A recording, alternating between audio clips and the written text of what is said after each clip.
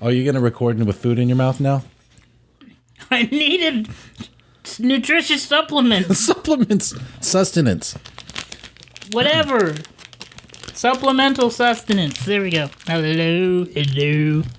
Previously on the Film Reverie Podcast, Brad ate food into the microphone. No, don't shoot me. All right, everybody, quiet on the set. Action. Still don't know how our show Take opens. 4, 5. What is it? Take four. Take four. Okay. Take four. Action? We're doing an existential crisis. It's an existential crisis on whether we're rolling camera or not. Action? Question mark. You're the world's worst director. Action? All right, everybody, quiet on the set. Film Reverie Podcast, take 4. And action.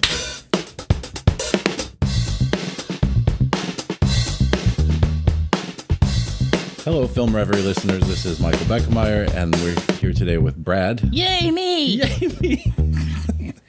And we're joined by Jeff Richards, who is a Canadian. And he's snarky. I almost said a Canadian named Jeff. Name already. I was going to say a Canadian named Jeff Richards. That's fine. They pump us out of the factory, slap the name tag on it. There we go. Any old random Light and maple syrup everywhere we go. Maple syrup. And moose, right? Mooses is meese? Meese. What is the plural of moose? I don't. Spreading a moose would be very uncomfortable. I mean, are we talking like pate, or are we just talking about moose just popping out of us randomly? Brad's having an hysterical fit. Jeff It's just such a stupid thing to talk about. That's all. It is a pretty lame way to start the show. Thank you for that, Brad. Jeff is a filmmaker, writer, and a producer, and a director. And we've known each other on Twitter for, I'm not really sure how long, like at least a couple years, 2 or 3 years. A few years, yeah. And I don't even remember how we met. I think we met from the Impasse thing, from the Impasse days when we were kickstarting that. I think so. I just kind of, I think that was sort of how I got into actually knowing you and Jeannie and Brad and just kind of the whole core group on Twitter was just backing Impasse and helping to spread the word. Oh, so thank you for being a backer. Hey, my pleasure. I don't know. I guess you knew this. Impasse got into its first film festival this week. I did know that, and congratulations. Yeah. Yay. Shouting out on Twitter, but this is the first time I've had a chance to say congratulations in person. Well done. Yeah. It's a long time coming. We submitted to a bunch of, how we did our thing, which I probably won't do in the future unless you never make a movie and say, this is not one that I think will make it into Sundance or anything like that. So I'm not going to submit to Sundance. But you're always so proud of the movie you have done. And you always think you're never going to win the lottery if you don't play the lottery. But we submitted to a handful of top festivals first, Sundance, Toronto, all those places, and then didn't get in, of course. But while you're doing that, you're sort of playing the game. And I think what I'm going to do later, the next time around, if I ever somehow accomplish getting another movie made, because you know what that's like. I just finished production. I know exactly what that's like. We are going to talk about that. I was going to say I have 2 things I want to talk about now. Is maybe not worry so much about which film festival you get in first, but to just submit to the ones that are running right now. You know what I mean? But I don't know how many people who are listening. 18 of you. Shut up. Anyways, it's so. I mean, I remember back when we were doing playback? Yeah, playback. And we researched what all it takes to. I mean, just to submit, it takes a whole bunch of crap. But then if you want to show up to the festival, then you got to do all this other crap, which costs a whole bunch of money. Yeah. And, I mean, it's so... I don't think people realize, he just submitted it. No, it costs a lot of money every time you submit, and then you got to do the thing. And submitting to film festivals is really expensive, but that's the cheapest part. Yeah, get yourself to the film festival and all that stuff. As many as you can, at least. Yeah. So anyway, Jeff, you are one of the more interesting things about you that you and I have always sort of connected on is you also have a musical background. There's nothing interesting about me. Well, I mean, That's what I was saying, but not about you, me. I have to. I'm not speaking for myself here. I'm speaking as America in general. I think many Americans. Oh, if you're speaking for America, we have some things to talk about. I don't think. I don't think Americans in general find very many Canadians interesting anyway. But you and I are here to prove otherwise. It's all on you, man. Blazing the trail. What you got wrong with America? America. I hate that term, America. I mean, it takes a group of people that are already having an image problem and make them sound even stupider. Are you saying I'm stupid? I'm not saying you're stupid. I'm saying in general, the view is when you say America, it makes you sound like an idiot. And on Politics Tonight, we have a Canadian. Beset by Americans on all sides. Oh, Canadian. It feels like South Park now. Today we have a Canadian. Yeah, Jeff, how do you feel about the Canadian rants on South Park? Like blame Canada and all that stuff. Oh, that's awesome. Okay, good. We love that. There's actually Craig Ferguson. I'm not going to embarrass anybody, including myself, with the Scottish accent, but Craig Ferguson does a beautiful thing about Canada where he says the only people that it's okay to make fun of are Nazis and Canadians. And it's Nazis because they're Nazis, and who's going to complain about that? And Canadians because they always get, it's a joke, and they're so happy just to be remembered. You hear that, boys? You mentioned us. We're on our way. We're on our way. They're so polite over there. We just want to be nice. I will tell you, I've been to Canada like 3 times, and they were all for really brief periods of time. But the Canadians and the Mormons are some of the nicest people on the planet. Because I was in Canada with Mormons, and I was like, who's nicer, the Canadians or the Mormons? I don't know. Really, how is that a thing that you compare? A religious group and a country? I don't know. I think I don't know. I don't know, and I still don't know. It's up in the air. And again, we are here to decide that now. Jeff, it's all weighing on your shoulders. Well, is there a Mormon next week? There's no. We should do that. Good. We should have like a throwdown, like a rap battle. A celebrity death match. Oh, I want that so bad. I want the rap battle. I was saying, no, after you doing that thing. Okay, so your musical background. We're gonna get to your filmmaking thing, which is really why we're all here, because it's I don't know if you know this, it's a film podcast, but you were like an opera singer. You sing opera. And your wife sings opera. I did that for, I guess, about 10 years, from the start of my studies to when I finally left Victoria and came over here to do film stuff instead. So, yeah, that was about a decade. And were you like a working singer, or was it like community? Like, we have community theater here, so it's something you were doing for the love of the game? I was studying. I started off, not knowing anything about opera, or say the first opera I ever saw, I actually saw from on stage doing it. I started off as a student and learning how to do it and learning the language and the music and all that kind of stuff. And then by the end of it, I was doing some smaller solo stuff in smaller shows and that sort of thing, and singing with the Pacific Opera Victoria Chorus pretty regularly. Did that for, I guess, about 8 seasons. So that was pretty much the focus of it. Was it your source of income, or was it? It wasn't my sole source of income. I made a little bit of money, but not a ton. My wife went much further along with it than I did. She was making a living at it in Toronto. The beauty of it is you don't really need it when you love something. You don't really need it to be your source of income. You just need to do it. Yeah, exactly. And I think that was actually why I left it, was that I did love it, and I still do, but I knew I didn't love it enough to put in the kind of time that I'd have to, and have the kind of focus and just live life on the road. You're constantly living in hotels and traveling all over the place and that, and I didn't really want to do that enough. So that's why I ended up leaving. You're a baritone or a tenor? I'm a baritone, yeah. And you couldn't tell? I'm just, the first thing you do is you start assuming, you start making yourself look like you don't know what you're talking about. I'm a baritone as well. Gee, not that I sing. I guess I might be a tenor. You sound like you might be a tenor. You sound like you might be a bitch. So you did solo work. You did some solo stuff? I did one really crazy Broadway variety show where I was doing Old Man River at the end of Act 1 down a tone, and I was doing Joseph to open Act 2 because there were so few guys in the show. So Joseph is a tenor role. You don't. Donny Osmond sings Joseph. You don't do Joseph when you're a bass baritone like I am. But they had so few guys, I had to do that. So that was a bit nuts. I'm curious, how did you do that? Did you like Sing through your nose or something to get higher? It's the diaphragm, man. You can. There are certain notes that you do that you can do when you have to, and then there's ones that you're comfy with. Yeah. And I was much comfier with Old Man River than I was with Joseph. But I could do Joseph. I just wouldn't. I feel like we should get you to sing something. yes. I feel like we should get you to sing something.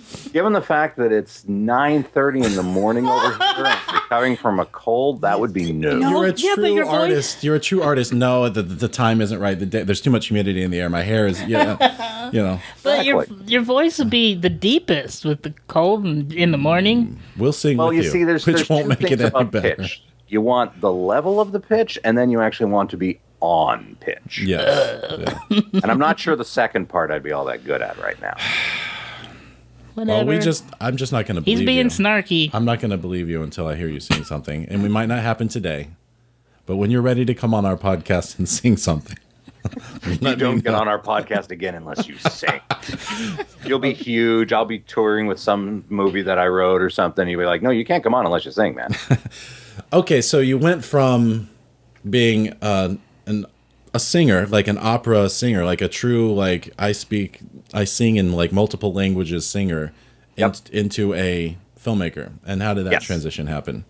Well, I was kind of feeling that I had done what I wanted to do with opera, and I could kind of stay with the chorus for another 10 years or whatever, but it wasn't necessarily going anywhere in terms of a career or artistic development. I'd kind of, you do 20 opera choruses. There's not a lot of development that you're going to do. It's going to be fun to do other shows. Yeah. And it's always, it's fun to be in theater, and it's fun to be part of opening night and all that kind of stuff. And a new show is a new show, but it's not going to, it's not going to push you as an artist. Yeah. So I realized that had kind of run its course, and I was wondering what I was going to be doing next. And I had an acting background from way back, ever since I was a little kid. I'd always done stage work. So that I started to think about maybe, Vancouver was having its filming boom with X-Files and all that sort of thing, and X-Men and, Fantastic Four, and all those big movies were shooting up here. So I thought, well, why don't I try acting? And I did that for about a year, went out to various auditions and that kind of thing. And I ended up teaming up with a fellow who was a filmmaker and helping him out because I knew about cameras. And then I just started writing short scripts for us to shoot. And then one of the short scripts, he wasn't able to direct. So I thought, well, I've directed for theater and I've been watching him for a long time. So why don't I take a stab at doing this? And that short script ended up growing into a near feature, which never got finished. Yeah, which is not that unusual for first attempts. Yeah, I know the feeling. Yeah. Yeah. So then I just realized that I was enjoying the writing and the directing more. I can't say I've ever loved producing in and of itself, but I know the feeling on that too. Yeah, it's kind of a necessary evil for a lot of filmmakers. Yeah. On this last shoot that I did, I was really lucky because my wife took over most of the producing duties, and she was amazing at it. Yeah. So that was a huge help. So yeah, I just ended up letting the acting kind of fade away and focusing on behind the camera, which ended up being mainly on the writing side because it's always easier to write than it is to put together like a full shoot with all of the various components of that. Yeah. So I'm wondering now, because I've been waiting since we talked about it before. I want to hear about what your recent production that you. Yeah. Tell him about. I can't think of Tesla the name. versus Tesla Cthulhu. versus Cthulhu. Yeah. Yes. Tesla, like Nikola Tesla. Nikola Tesla. Yes. Yeah, you might. I had this idea probably about 2 or 3 years ago, where I've always wanted to do a Nikola Tesla project. And I've always wanted to do an H.P. Lovecraft project. And both of those are period pieces, and so they're expensive and they're hard to do. And then I realized that they were basically the same period. So I thought, well, why don't I combine the two and have, the greatest engineer the world's ever known, ultimate representation of logic and reason and science, going up against one of the greatest horror concepts ever created in the form of the Cthulhu mythos. Yeah, so makes perfect sense. How? It makes perfect sense. How? That's Canadian logic. How has anyone not already thought of that? This, I've got to admit, I was amazed when I went on the internet to search that nobody had, because when you combine two things that are already out there, you're pretty sure someone's already combined them in some way. So. Yeah, you never have an idea and think I'm the first. These days, if you're being totally honest, you're like, I can't be the first person that thought of this. I mean, all you have to do is try and come up with a clever name for a production company, and then do your Google search, and you'll see how unoriginal we all are. Yeah, exactly. I was just thinking the same thing. That's the most. Yes, that's like you want to punch the computer screen because like your second idea, you're like, oh, that's even better than the first, and everything you put in, and then you have to like reword it, and it's it's brutal. I mean, back before the internet, if you were a filmmaker, you were probably one of the few in your community, and you felt great because you were the Spielberg of your town. I mean, everybody was like, you make movies? That's incredible. Yes. And all your ideas, they've never heard of them before and all that stuff. And then you go on the internet, and it's like, everybody's doing this. Everybody's thought of it. And we instantly became... I was amazed that Tesla versus Cthulhu had, never been done. Yeah. So I quickly grabbed the domain name and started getting it out there and planting my flag. Yeah.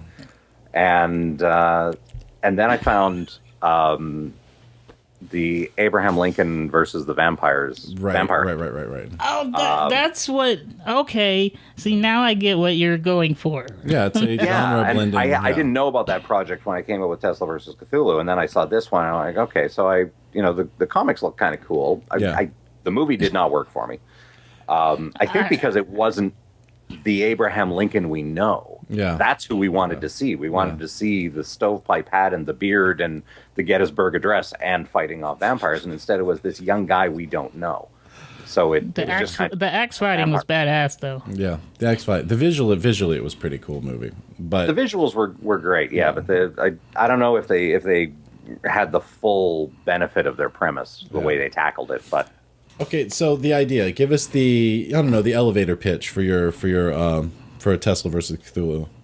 Well, essentially, there is a growing supernatural conspiracy to bring horrendous ancient gods into this world that will spell the end of humanity, and the only ones who stand between us and them are the greatest engineer the world has ever known and his comrade in arms, a student from Miskatonic University who discovers that she is very, very good at killing evil things, much to her surprise.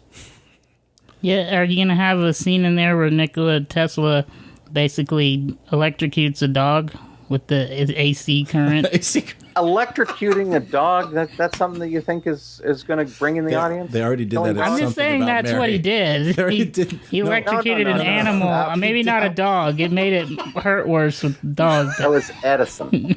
You're getting Edison confused with Tesla. Yeah, Tesla killed something. I don't know. They started a thing where they were killing things to see which one could kill it cooler.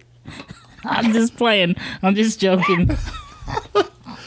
You're talking about the War of the Currents. Yes. AC, DC. And Edison was killing animals with alternating current to try and demonstrate that it was dangerous and basically lying a lot. Yeah. So, as far as I know, Tesla did not go around electrocuting dogs.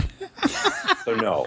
In answer to give you a succinct That's what I'm making my next documentary about. I won't be killing dogs in my movies. No. I'm making my next documentary about that. I believe it's true. I want to believe. Speaking you want to believe that Tesla murdered dogs? No. I don't want to believe it. So, okay. So you originally, your project grew into a, what's it called? Media. Kickstarter? No. A multiple medias. Transmedia. What the hell is transmedia? Transmedia. He's about to explain it. Well, Brad. Transmedia is a story being told across multiple forms of media. And That's multimedia. no, multimedia is stuff like audiovisual on CD and stuff like that is multimedia. Transmedia is when you're actually telling different stories in different forms. It sounds like transgender media or something. It is. That's exactly what it is. Yeah. You could do that too. You can do that too. I tried that. It didn't work. So I'm sorry. So you've got tell us your different medias. I know you've got like a graphic novel. Yeah, well, we did the Kickstarter, and there were various stretch goals for the Kickstarter where if we raised money beyond the short film, then we would be able to add different ways of telling the story. So, at a certain level, we'd add some short stories, and then at another level, we'd add a graphic novel, and then the only one we didn't hit that was too bad was a radio play, because we had this great concept for a radio play we were going to do, but that's all right. That'll be for next time. That'll be for next time. So yeah, we've got a couple of short stories and a short graphic novel, and then the film that we shot about a month ago that is currently in post. Yeah. Do the story starts in one place and goes to the next and then ends with the short film, or are they all sort of in the same universe but sort of separate entities? They are different parts of the overarching story. The story that we know of sort of starts with a journal called The Diary of Elaine West, which is about the other protagonist. Nikola Tesla teams up with Elaine West, the student from Miskatonic University. Mm-hmm. So it's her journal going into the expedition in Desolation Sound and the disasters that befall them and all that sort of thing. And then the story picks up with the graphic novel, which is called The Darkness in the Water, which is about Tesla and Elaine West meeting. And then the film is after they have survived that and come back to Miskatonic University in Arkham. And that's a mythical city that H.P. Lovecraft created that's in New England. And the film basically deals with her meeting with her professor who sent her on the expedition and them doubting the story she brings back and the dangers in Arkham that befall them and all that sort of thing.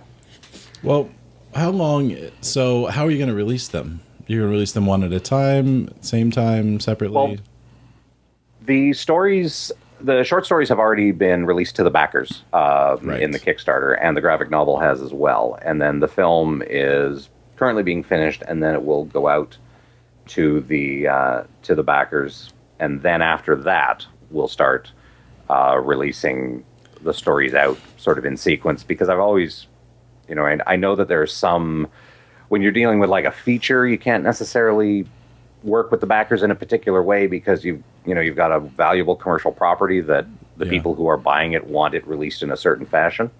And if you say, oh, yeah, well, I've already given digital downloads to people in this country, that can cause you a lot of problems in terms of selling the movie. Right. But when you're doing a short film, you've got a lot more freedom. You can do it the way you want. And the way that we want to is make sure backers get absolutely everything first, including information about where we're at and all that kind of thing. So, right. You want to treat them backers first and then the world. Treat them like the heroes that they are. Well, they are. They're amazing. Yeah. I mean, we raised just under $10,000, and I don't have the biggest following on Twitter. I'm not somebody who can just assume that I'm going to be able to raise that kind of money, and relatively little of it came from our direct circle. Yeah. They obviously they were very supportive and very helpful, and they certainly, not only did they help us financially, but they helped us get the word out. But the number of people that just sort of stumbled across the project either through searches on Kickstarter or whatever, we had people blogging about it in Turkish and in Czech and things like that. Like, the idea really kind of caught fire with people. I think just the name Tesla versus Cthulhu, I often say that's the pitch. Yeah. Once you hear that, you pretty much get it. I have to ask though, does Tesla at some point in any of those stories, you've already proven you don't know what do some bad? I do. I was playing around. Okay. At some point, does he kill something awesomely with wireless electricity? Because that would be cool. He does definitely at various times use his electrical engineering to good effect, because it'd be pretty useless having Tesla in there if you didn't. Yeah. Otherwise, it could just be anybody. Exactly. It could be Brad versus Cthulhu. How would that go? I'm Where'd you put your money on that one, Michael? not Nowhere. sure. You wouldn't have raised your money. I don't know. I probably would have done a lot of research and had some. I don't know. Brad is actually really smart. Every now and then he'll say something to me, and I'm like, "How the hell do you know about that?" And he's just like he's like a brainiac. He like reads. My brain is a hard drive. That is probably the most backhanded way I've ever heard somebody describe smart in my life. Brad is actually really smart. Yeah, it catches He'll me say off something, guard. I was like, "How do you know that?" After 20 years, he's still surprising me. Well, Okay. that's the secret of any good marriage. I'm just gonna let that go. Yeah. So, okay. So how long? How long is your how long until your project is gonna be ready for release? Like Consumable? when are you letting it out? Well, it's probably still going to be a few months because we shot on the Red camera, and it's my first time working with Red footage, and that's exciting. Did you like it? Were you in love with the camera?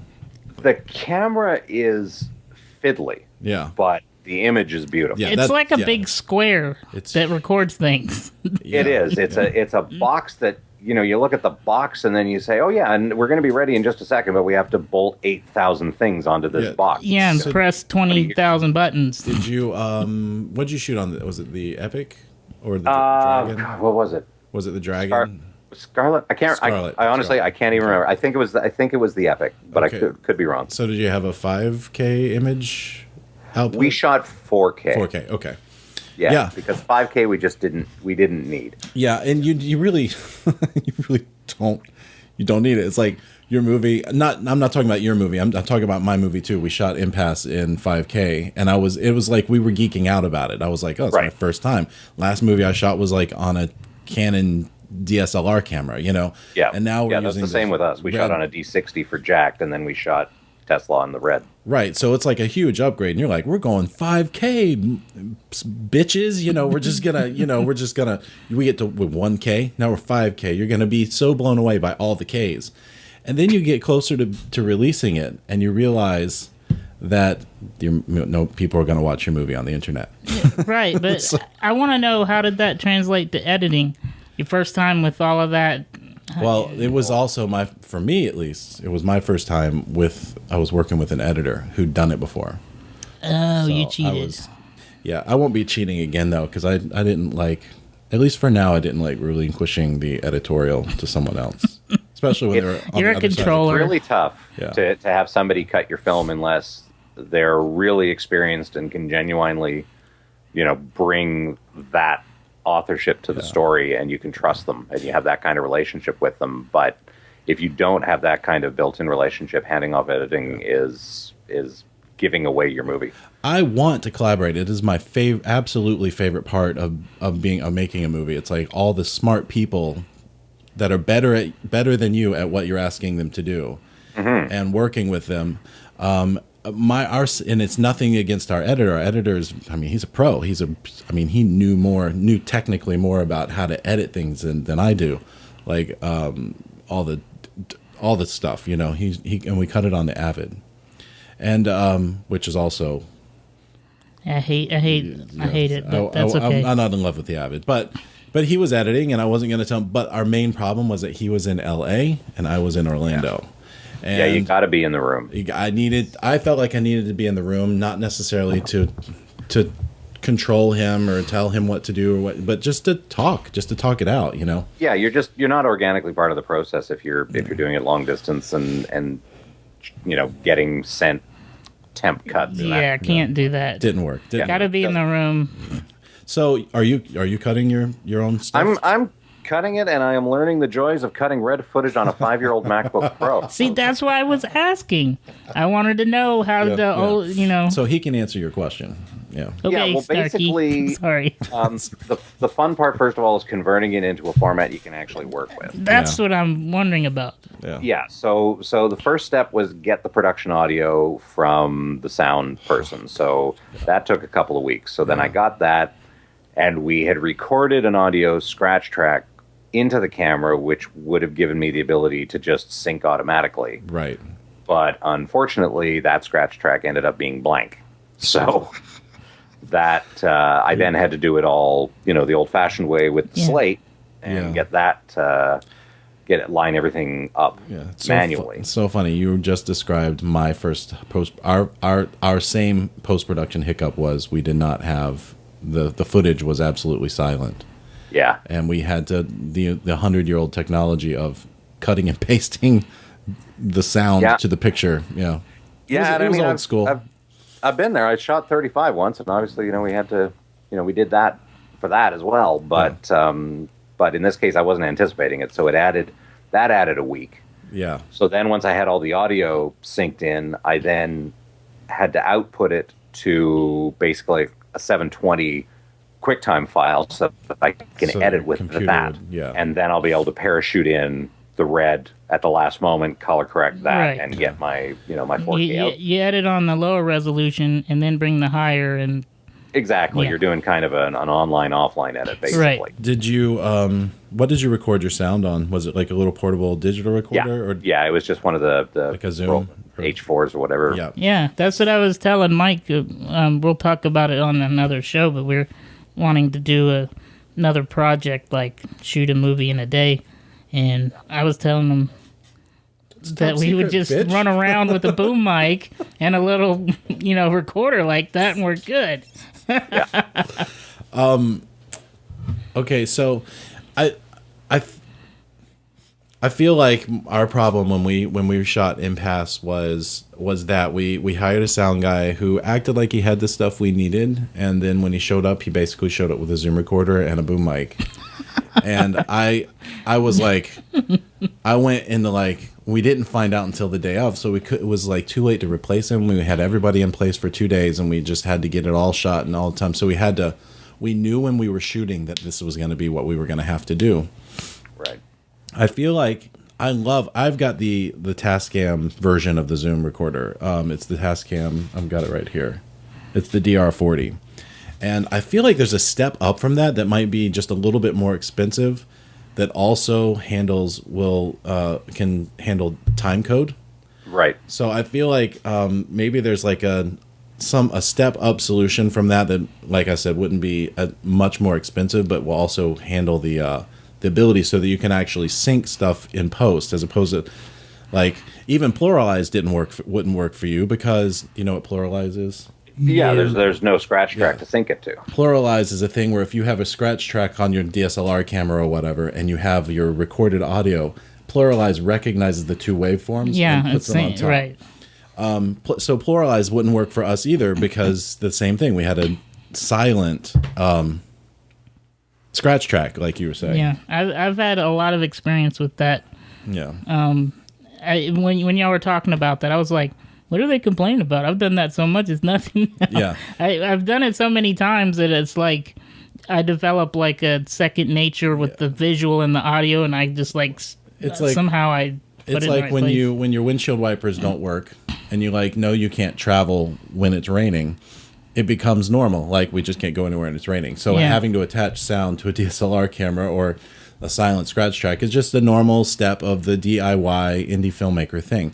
But when you go into it thinking we're going to be professionals this time, and then it happens, and then you find out that you're just not, and you had to, you choked, and then you get grumpy about it. Yeah, which is and it's always the way when you're doing so much yourself as well. Like, I literally realized on the Wednesday before we shot, and we were shooting on a Saturday, Sunday, that for all of the hoops we had jumped through with gear and getting our insurance and truck and where's it going to be parked overnight and all those kinds of questions, and then getting all that nailed down, and then I realized there wasn't a slate in the list of rental gear. What? And who's producing this thing, Jeff? Yeah, well, I am. That's the problem. That's why you have to do it, because... Well, yeah, and it's, the writing, directing, producing, and I mean, my wife was absolutely phenomenal. She covered so many bases, but she's not from a filmmaking background. This was only her second project producing, so it's not like I can expect her to think of all those little things. So I ended up buying like this $40 cheap particle board slate. It did the job. I have two. It does the job. It makes a clip. Yep. Yeah, it does what it needs to do. But yeah, it's probably like got 2 or 3 projects in it before it just falls apart. So that's the thing. It's like Each project of mine, and I don't know if you feel the same way. I mean, you've done something I've never done, which is shot on 35 millimeter. The highest I ever made it was 16, and that project. The 35 shoot was, I will never do that again. Like, you could not have told, walking onto that set, you could not have told whether it was a Hollywood production or not. We were shooting on the Stargate Atlantis medieval village set. We had full trucks. We had Teamsters working for us. Full, catering. Insane. We bow to you. 5mm. The more you talk, the more I hate you. We bow to you, Jeff. It was a hell of a thing. It was an amazing few days. With each of my projects, though, I'm thinking, okay, what are we going to do better this time? You know what I mean? What are we going to work our way up towards so that I don't know. You always do something better, and then you always do something worse. That's when the two. There's always like, this time I'm shooting on the red, and then it's like, oh crap, I didn't think of that because I was worried about the red, right. And I forgot about that. That's exactly really dumb because I've never forgot about that before. But I struggle with almost. I was listening to Kevin Smith actually talk about how he worked his way out of certain budgeted things because the amount of money he wanted to make on each project kept going up. So it made it impossible for him to do smaller things, which he really likes to do better than the bigger things. Right. But his fee kept going up. So he sort of like finagled his way out of doing things that he really wanted to do because of that. So I've noticed myself since I did Impasse, which was a giant step up from the film I'd done before. Like, what am I going to do to maintain the same level or step up a notch?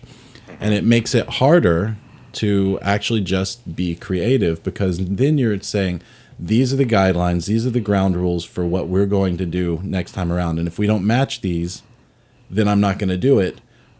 But that's stopping you from doing the one thing you really want to do anyway, which is make a movie. Yeah, I always think that the people that just get enough gear to be able to shoot whenever they feel like it, they get a basic DSLR, they get a few lights, they get a mic and a sound recorder, and just the basic stuff so that if you want to shoot a movie, you can throw it in the back of the car and go shoot somewhere. And then they just shoot all the time, like the Film Riot guys. Yes. You're talking about us. Yeah. I know somebody who's doing that right now. I don't know who it is. I can't remember their name.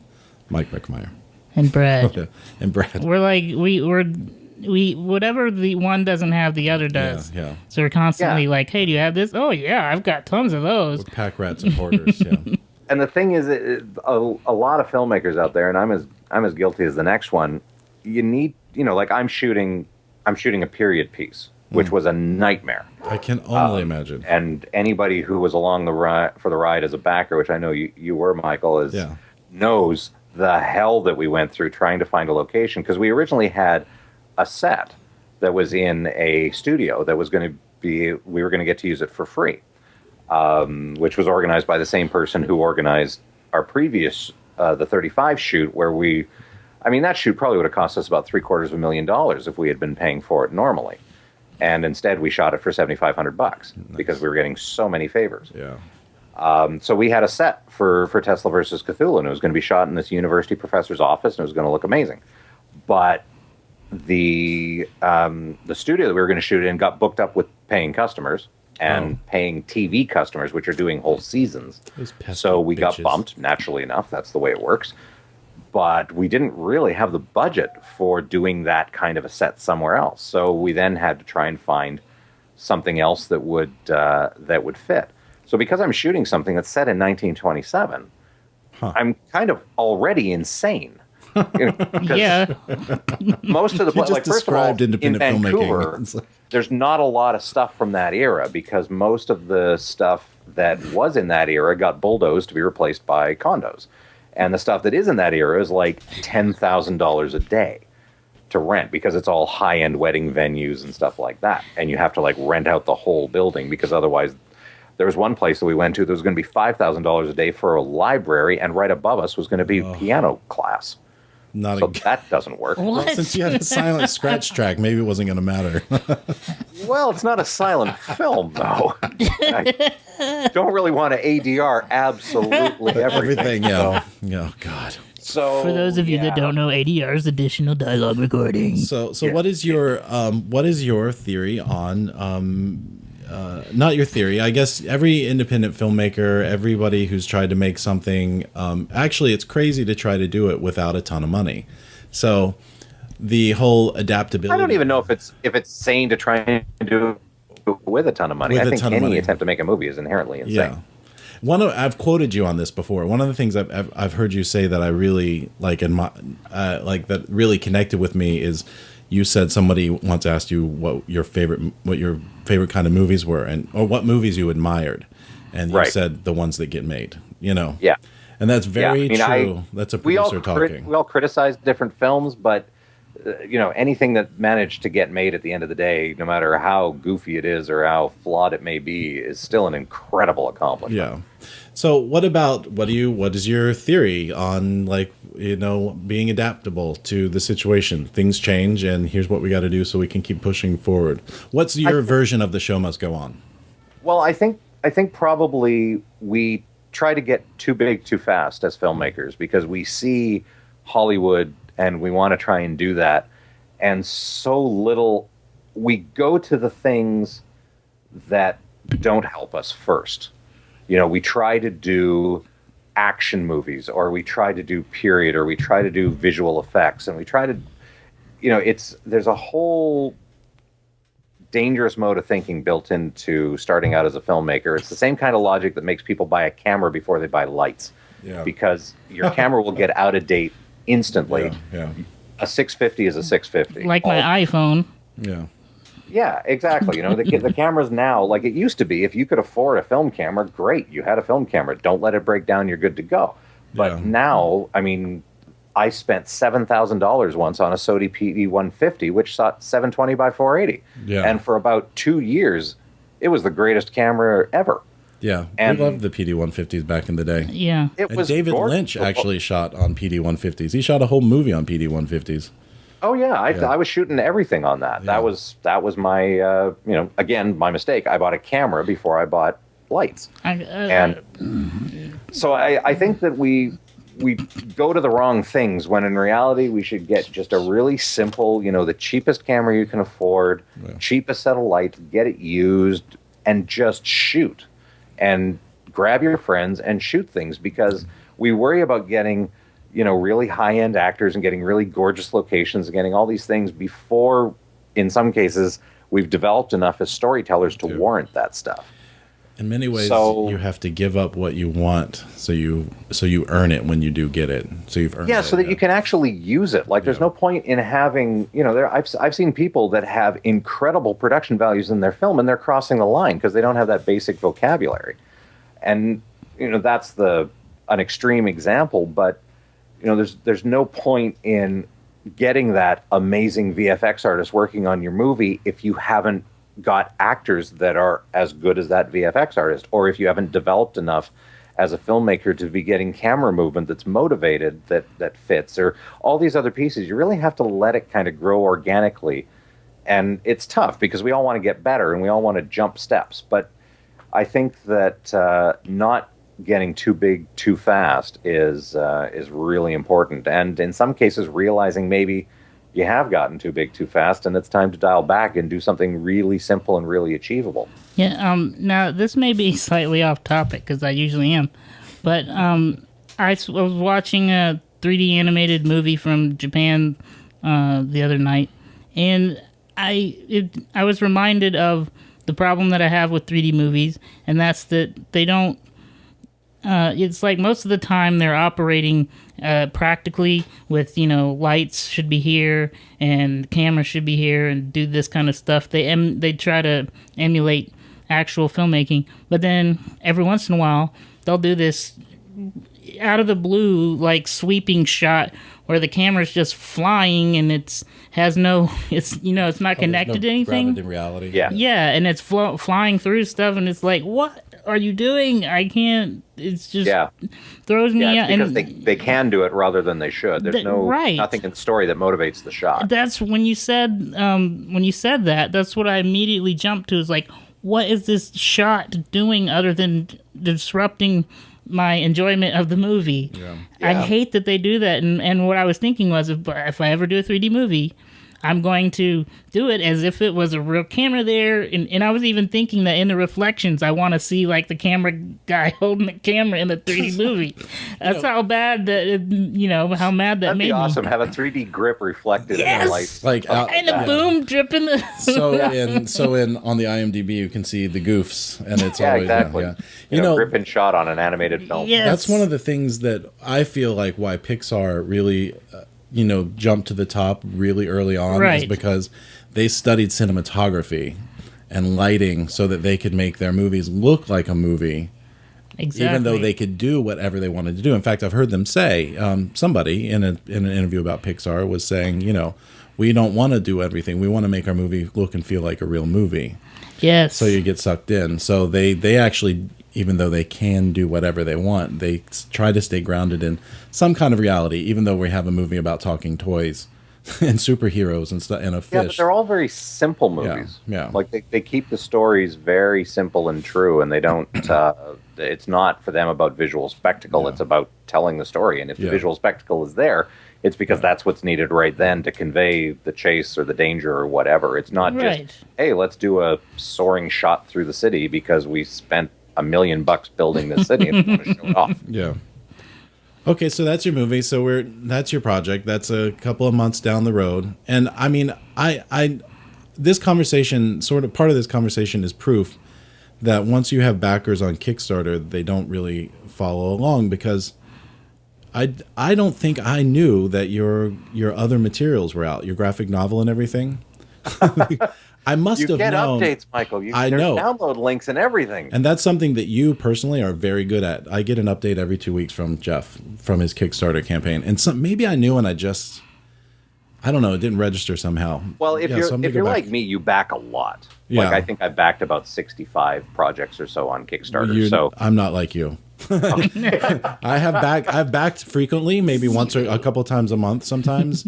There's dry spells where there's not much, but I don't think I think I've only made like maybe 30 or 40. Well, that's still a lot. And if everybody's keeping people up to date, I mean, if you back 30, and sure, some will be finished and some won't be, but that still probably makes about 15 live projects. And if everybody's updating you once a month, that's every 2 days you're getting an update from something. So it's easy for stuff to fade into the blur and like, oh yeah, that's happening, without necessarily going, hey, that's my download's available. I can go get that. Nice. So I actually can't wait. I've been curious, and you're cutting your own stuff. So I want an update from you, even if it's just a DM or something, when you go through the reattaching your edit to the 4K to the 5K footage or 4K whatever you shot. Yeah, we shot on 4K. Like I want to know about the post-production foibles, because too. I will totally identify with all of those problems. Well, you could probably the most fun. You might have even heard it in Florida when I screamed, because I had set up everything, synced all the audio, and done a test for a single file, and it worked. So then I set up compress everything to 720 and output it to QuickTime. And that, on this machine, that's about 5 days. Oh man! Because there's about 120 takes altogether of all the various scenes and shots. I was about to say, so how many minutes or hours of footage? Like how many? How long is your finished project going to be? It's probably going to be about 7 minutes. 7 minutes. Okay, so did you shoot on like a 4 or 5 to 1 ratio, or did you shoot? Yeah, I think it probably works out to about 4 to 1, probably. Because there's some things that we moved on quite quickly from, and then there are other things that were more complicated shots. So there we'd be doing like 7 takes, but it probably averages out to about 4 to 1. Yeah, so maybe like 100 minutes of footage. Yeah, by the time you get all the tops and tails of the shots and that kind of thing, it probably works out somewhere in that ballpark. Yeah. I did the 5 days of compression, and then found out all the audio was blank. Oh shit! So it's just finished doing the next 5 days of compression, and now the audio's there. Lovely. So a month after shooting, I'm just about to review my footage this weekend. Oh man, oh, wow. Yeah, that's so hard too, because the first thing you want to do is come home and like really dig into it while it's still fresh in your brain. Yeah, that's what Actually, dailies, I've got to admit, after shooting 2 12-hour days and getting all the gear back and everything, the first thing I wanted to do was just collapse. Like I was just a zombie for a good couple of days. I don't know how old you are, but it's harder now that I'm yeah. 10 or 15 years older. Like back in the day, I could go on a couple hours of sleep and I was alive. I was alive on like cigarettes, like nicotine and adrenaline. It's like, and caffeine and Mountain Dew, you know what I mean? But nowadays I don't would smoke. Just fly on pure caffeine back in the day, and it was just like, I would go home, like shoot 12, 16 hours, and I would go home and look at what we shot. Yeah. And get an hour or two and then go back. Yeah. But that's part of the fun of it. Yeah, Not but now anymore. I'm 43, and that was, I think it was a week before I was like, I'm back to normal now. I've actually recovered from shooting. I think about that, and I think about what if I was doing a feature film, like, and we had like a standard, like let's say like a 15 to 20 or 30-day schedule, and we were shooting for 30 days. I love the way you go from 15 days to 30 days like that's not a big deal. Like, that's not going to go from I'm thinking $250,000 to $1 million. I'm thinking, I'm staying positive.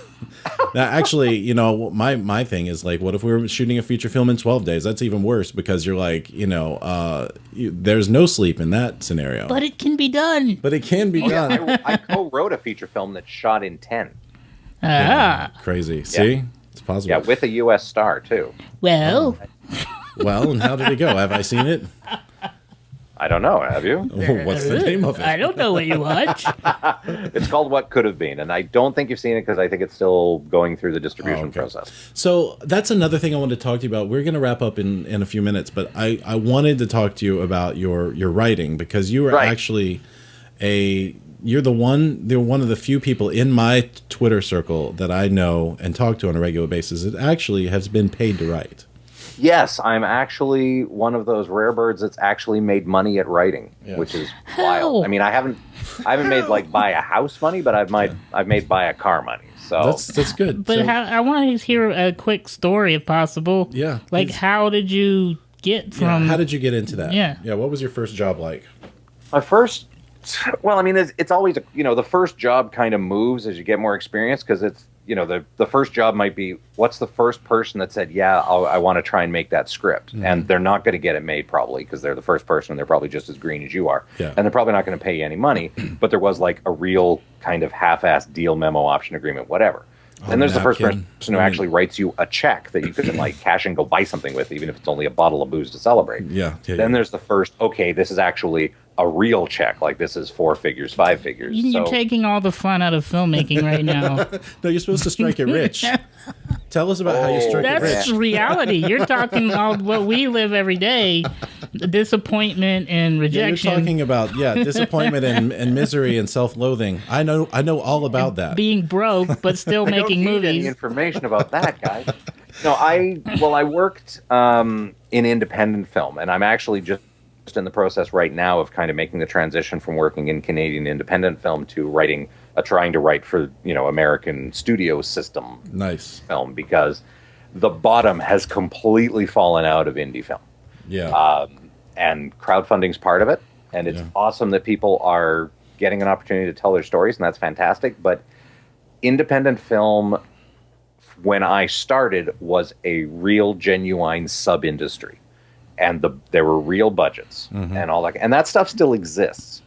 But a lot more of it is being done on the super cheap. Like people are shooting features for $25,000. And when you're doing that, there's no money for a writer. Yeah. And I'm seeing now where I used to see people say, we're offering 20 grand for a script or 10 grand for a script or something like that. They're now saying, it's please send us writing samples. We'll get our favorite 2 to write the script. We'll pick whichever script we like best, and then we'll, if we make money, we'll pay you.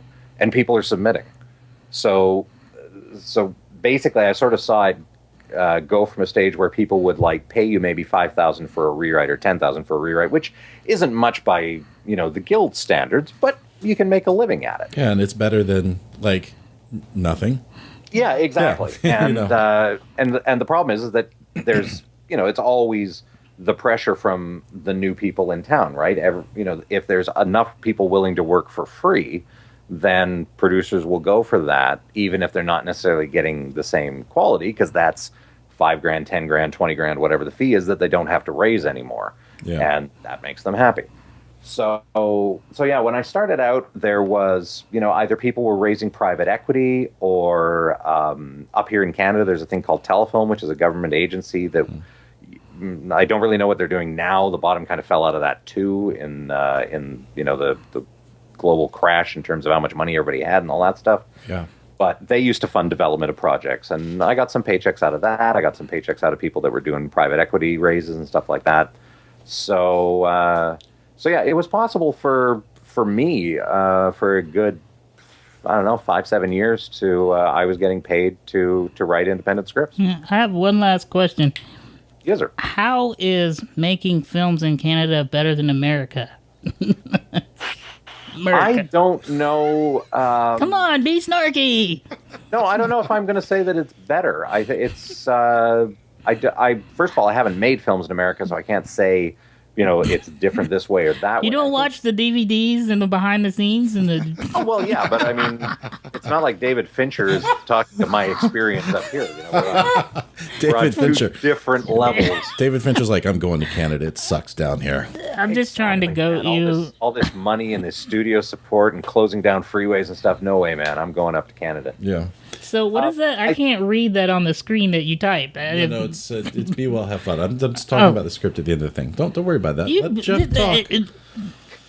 I think the differences for when I was starting out, the differences were that we had a lot of government support. The telefilm program would put millions of dollars into Canadian productions. Oh. But the problem is that would also create basically your green light. And I had 3-picture deals that because they weren't able to secure the telefilm financing, ended up not progressing. Yeah. So and I've had co-production deals, and I've had a lot of different big, like, if this goes through, go ahead and buy your house kind of deals. Yeah. That because telefilm didn't back them, didn't work, and they were commercially viable. Yeah. Like, these were from people that were making movie, like, these were full-on professional, basically the equivalent of a mini major on a Canadian scale. Yeah. They were making movies all the time and making money at them, but telefilm kind of had this weird mixture of they had to be economically viable, but they also had to be Canadian. Yeah. I just have to ask real quick though. What is it? It sounded like you're saying telephone, but Telefilm. Telefilm. Film. Yeah. Okay. Yeah. Yeah. Is So that anyway, it was a government program that like any government program, it's going to be a bit of a weird mix with what's a purely commercial industry in the form of filmmaking. So that kind of kiboshed some projects that if they had gone through, it would have been a much, I would have quote unquote made it, whatever that means. Yeah. So whatever that means, yeah. That was probably the biggest advantage to shooting in Canada, was just the government financing and the tax credit programs and the infrastructure support on a government level. BC as a location obviously has a lot of advantages in terms of having so much variety. It's beautiful. It is beautiful up there. Yeah, and it's probably, if you have to pick one place to shoot, I mean, I think I read that there's some kind of thriller that needs to be in a different place every week, like a TV series, and so they're going to be shooting up here in Vancouver because that's Supernatural shoots in Vancouver a lot. Yeah. I watched that show. Sorry? Supernatural is what you're talking about. No. There's no. That's a different project. Yeah, Supernatural's been shooting up here for 10 years. Oh, I was okay. talking about a movie like a TV show where they're in a different place every week. Oh, he said TV show. Never Yeah, mind. it's a TV show, but it's a thriller involving airlines or something, and they have to be in. But anyway, basically, they need to be in a different place every week, and so they're going to shoot in Vancouver because they can do that. But I have an issue though with these locations because isn't it just snow everywhere on everything? How do you have a different location? It almost never snows in Vancouver. I'm just joking. We Americans just when we think of Canada, it's No, hold on. You're the Great White North. It's not snowing up there? Yeah, I know. We're not allowed to not have snow. People get so disappointed. Is telefilm? We actually had the Winter Olympics up here, and it was really scary because it looks like we weren't going to get any snow. And there was a part of me going, "Well, fine, ruin the Olympics. At least we'll finally get rid of everybody thinking that we're nothing but snow." I remember that. The telefilm, is that the company that got in trouble for? Not company. Is that the institution that got in trouble for backing part of the movie Short Bus? Do you remember that movie? I don't remember if they got in trouble for that. I mean, they probably helped to back that, and yeah, that might have upset people because of the content. But Yeah. I don't know for sure. Yeah. whether that was the case or not. Yeah. Anyway, the content like really upset people, and they're like, "Why is the government financing debauchery? Basically, or depravity?" And their version of it was, "This is art. This isn't necessarily depravity." And they're like, "Yeah, but does the government have to?" I mean, there are scenes. Have you seen the movie, Jeff? I'm familiar. Yeah, there are with it. scenes I know in that those people movie have done that sort of thing. that were like, "This is not porn," Yeah. And there were scenes that were just like, to make their artistic statement, were almost intentionally offensive in a way. And some Americans took it really, because there was a scene with the Star Spangled Banner that a guy was singing Star Spangled Banner into another dude's ass. So and it was like, and I could see where people were like, "Wait a second, red flag." Why? Red flag. Why? So anyway, we're going to move on from that. I can't guarantee that will be in the podcast. We're at the end, metaphorically and literally. Okay, so do you still write for pay? Or are you like working on you still do that sort of like when you can? Are you writing specs and then selling them, or are you pitching? Are people asking you for ideas and you pitch the idea? Well, now I'm shifting gears because I don't really think that making a living in the indie writing field is viable anymore. So the past year and a half, I basically switched gears into building up my spec library again, because I had a ton of projects, but they were all optioned or sold or produced or whatever. So even though I've written a lot, there wasn't a lot available to me to sell. So I've written some new specs that I'm now going to start pitching to U.S. managers to just kind of shift into that world and get to know how that all works. I've done some research, obviously, but it's different when you actually, get into it. Yeah. Yeah, I wanted to ask, though, how do you, I don't know, I'm just wondering, because how do you shift from, like, when you write your first few films, you're emotionally connected to them, and they're like your babies, and so I'm kind of curious as how did you shift from that to, it's just a spec script That I'm going to sell. Yeah. How do you let go of it to know somebody else is going to go screw it up? Yeah, and do you still save some of your babies for later, and then you just give them the stuff that, you know what I mean? I don't think you can do that. Not if you're going to actually do well, because, you're going to, there's always going to be people that are looking for a particular thing, and sometimes they just buy the concept and they don't even like your execution. But by and large, you've got to believe in whatever you're writing, or else you're not going to be able to sell it, because it's not going to be good enough, because you have to put the energy into it. So I think part of becoming a professional in the industry is recognizing that these are not babies. These are blueprints for a building, and you have to let them go. And you have to understand that you are not the author of a thing, but you are part of a process. You're the foundation of a process, but the process itself is not up to you. And when I write a script and when I sell it, I recognize that they are not taking on my agenda. They're just taking on my words. And in some cases, their goals for the script will be totally different. Like, they may look at my script, which I've written as a really powerful thriller with a character drama underpinning, and what they need is the thriller, but not the character drama, because where they want to sell it, that's not going to fly. Right. That's fine. Yeah. That's all part of it. Their goals are not my goals. So basically, once you sell it, you let it go? Yeah. Once it's sold, it's sold. And sure, I'm gonna have my opinions on which way they can go, but I've got that opinion on everything I see. As an artist, we look at stuff and we're like, well, I wouldn't have done it that way.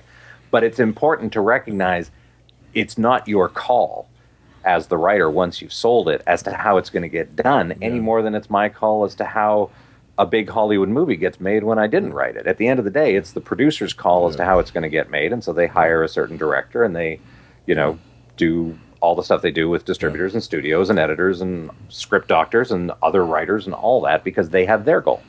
So I think that's important. If you want to just have your own thing, you need to be a novelist. It's true. Screenwriting's the wrong line of work. Interesting. Yeah. If they're your babies, then write a novel. Yeah, exactly. Because you're going to give up control unless you've got $10 million in your pocket and you're going to shoot it yourself. If you have investors, you have to give up a certain amount of control. You have to answer to them. I mean, my backers are awesome, but I still feel that pull. Yeah. Even though I'm making a short film and then nobody's telling me what to do, there's still that extra pull because it's not my money, it's theirs, and I have to be aware of why they backed it. Yeah. Now, most of the time, they backed it so that I could execute what I told them I'm going to execute. Yeah. So that's important. Yeah. But it's still not the same as if it's just your own cash. There is if it's your own cash, I probably would have gone, this is really tough, and I think I'm going to put it on the back burner for a bit. But I had to keep looking, which is good. It's good that I had that push from the fact that there are backers involved to keep trying to find a workable location. It took me 9 months, but eventually, my wife in this case found the perfect spot for us to shoot. You really fought for it. Yeah, I remember it, and I was like, oh my God, because I know exactly what that feels like. I've struggled. There is, back to what you were saying a second ago, there's an interesting skill that a successful writer has, and it's almost like a mix of apathy and passion, because you have to be passionate about what you're working on. You got to try to do the best job you can and be able to turn it in and have them give you a set of changes or to say, can you do this and do that? And you have to say, yeah, okay. And then go figure out how to do your version of their notes. You know what I mean? So you have to go from like being really caring about it.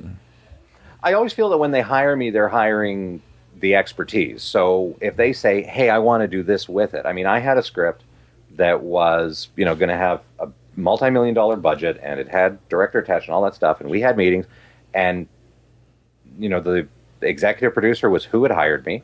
Mm-hmm. And the director said, I want to do this, I want to do that, and I want to change the whole third act. And I was like, wow, that's a big change, and I don't think it's going to work. But, we spent a couple of days in a hotel room kicking ideas back and forth and all that stuff, and I was pulling for what I wanted to do, and he was pushing for what he wanted to do. And at the end of the day, I said to the executive producer, here's what I'm dealing with, here are my concerns, what's the call? And he said, go with his idea. I said, sounds good, because that's the job, and you have to be able to do that. And we went down that road, and it went on for months, and then finally the director got let go, and there was, take the project in a new direction, and the executive producer came back to me and said, you know what, you were right. We needed to go in your direction, and that was a complete waste of time. And I said, that's fine. That happens. That's how my life is every day.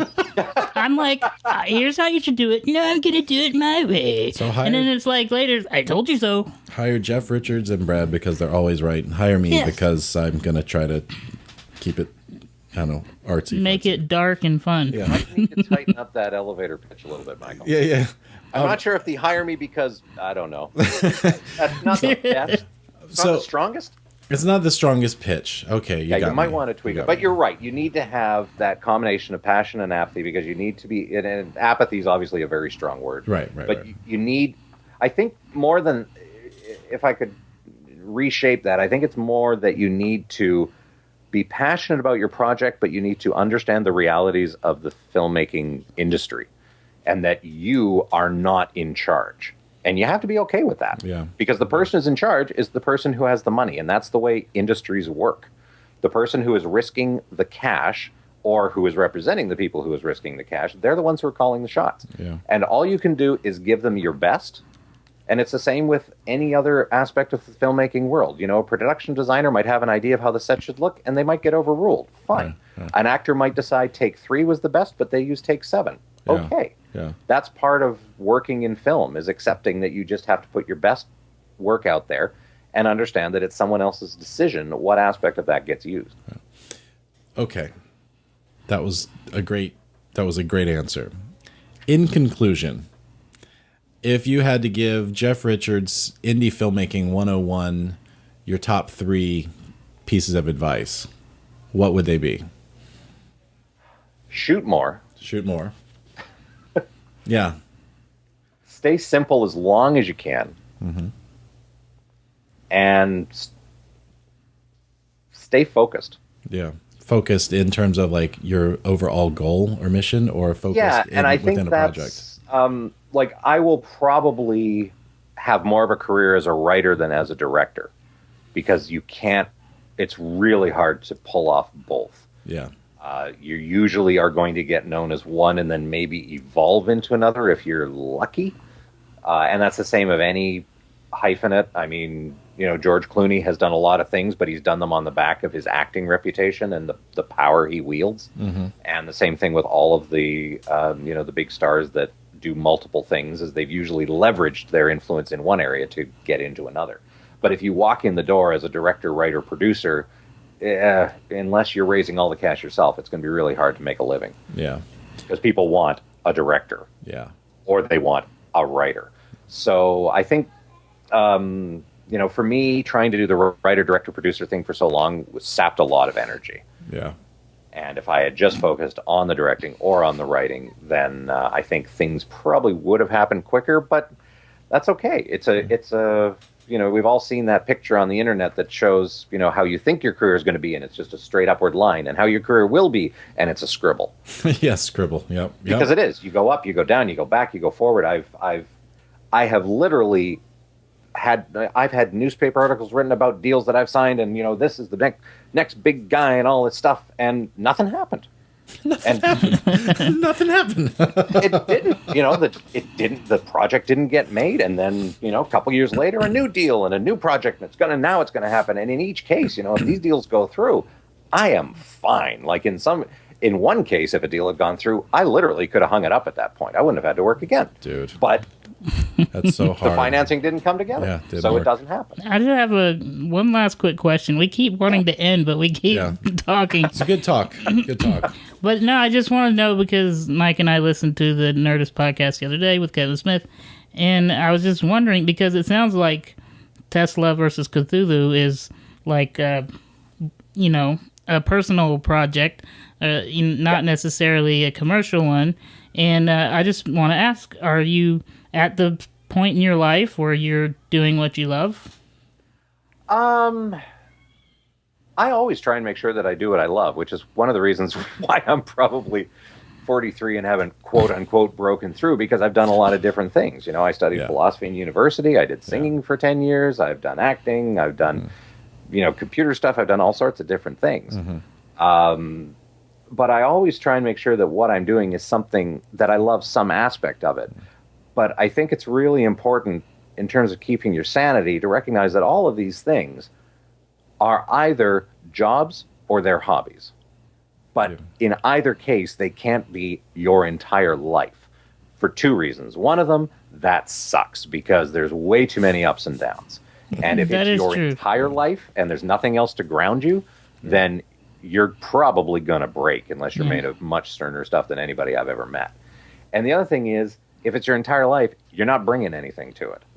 You're eventually going to get stale and boring, because you're going to have used up the life experience you used to have, and you're just doing this, and eventually you're going to be making movies about movie makers. Because you're stuck on broadcast, and you're not receiving any. You're losing all of what's going on currently in the pop culture, and you end up stuck in the past because you were doing that for so long. Yeah, and you need raw materials. You need to live, and I mean, the center of my world is my marriage. That's what matters to me. And if somebody said, "Hey, you can't write movies anymore. You got to go do this," it would suck, but okay, I wouldn't break under that. Yeah. And if you genuinely will break under, not having things go your way in your chosen career in the arts, then you're in a lot of trouble, because that's probably going to happen. Yeah. And you need to know how to deal with that, and you need to know how to handle that, and you need to have a life outside of it. You have to learn how to fail greatly and be okay with it. Yeah, exactly. Because, like the saying goes, failing is just figuring out another way that doesn't work, so the next one is more likely to work. And that wraps up to the Thomas Edison thing, because when Thomas Edison made the light bulb, he did it like 99 times the wrong way, and they're like, what are you doing? You're failing all the time. He's like, no, it's just figuring out how not to do it. Yeah. I found 10,000 ways that don't work. That don't work. Well, if people wanted to find you, Jeff, what's the best way? The best way is to go to alliedalchemy.com, which is my website. It's currently actually going through a revamp, but that's my home on the web. And then I'm also on Twitter under @JeffRichards. Okay. That is cool beans. That is it. So we're going to wrap up real quick here. We want to remind everybody that if they want to email us, we are Film Reverie Podcast @gmail.com. And we are on Twitter at twitter.com/Film Reverie. or at Film Reverie. And if you want to call us on our voicemail line, it is 321-804-3271. So that is it. Jeff Richards, thank you so much. It's been a great Canadian. talk. Snarky Canadian. I hope I brought enough snark to the occasion. No, it was actually fun. I've always had very pleasant conversations with you. Yeah. It's always I told Brad we were going to keep it around 45 minutes, but we've gone well over an hour. So Yeah, he kept signaling to me with his finger like, I kept saying, yeah, we're going to wrap. should we go on? Should we move up? Should we wrap? What? One more question. One more. And I went back, one? But it's just like all great conversations, you just don't want them to come to an end. No. But we have reached the time. Appreciate you guys having me on. Awesome. We'll come back on again sometime, and we'll once we come up with more stuff that we've exhausted all of our conversation at this point. Yeah. We'll come up with something else. There's always more things. There's always more things to talk about. Especially since you're a philosophy person in school, we could just philosophize about all sorts of stuff. Yeah, Like, I won't like even. whether or not we can use the word philosophize. Yeah. Or whether And the we answer can. to that is no. Or what is the? I can use it if I want. Can we actually end this podcast? Yeah, Apparently not. The And end. that is apparently no as well. Get down. All right. The end. All right. Thank you, Jeff. We will talk to you soon. See you around on Twitter. Michael, thanks, Brad. Thank you. Bye. All right. See you. And cut. The end.